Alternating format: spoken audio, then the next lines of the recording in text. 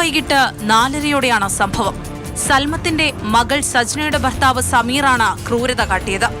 മദ്യലഹരിയിലായിരുന്ന സമീർ സജ്നയെ ആക്രമിക്കുകയായിരുന്നു. മകളെ വെട്ടിപ്പരിക്കേൽപ്പിക്കുന്നത് തടയാൻ ശ്രമിക്കുമ്പോഴാണ് സൽമത്തിന് വെട്ടേറ്റത്. തലയ്ക്ക് ഗുരുതരമായി പരിക്കേറ്റ സൽമത്ത് സംഭവസ്ഥലത്ത് വെച്ച് തന്നെ കൊല്ലപ്പെട്ടു. സ്ഥലത്തെത്തിയ വണ്ടൂർ പോലീസ് അക്രമി സമീറിനെ കസ്റ്റഡിയിലെടുത്തു. സൽമത്തിന്റെ മൃതദേഹം മഞ്ചേരി മെഡിക്കൽ കോളേജിലേക്ക് മാറ്റി.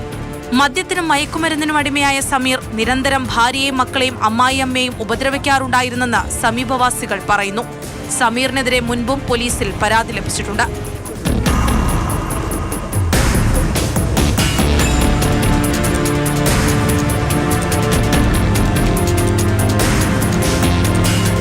മാതൃഭൂമി ന്യൂസ്, മലപ്പുറം.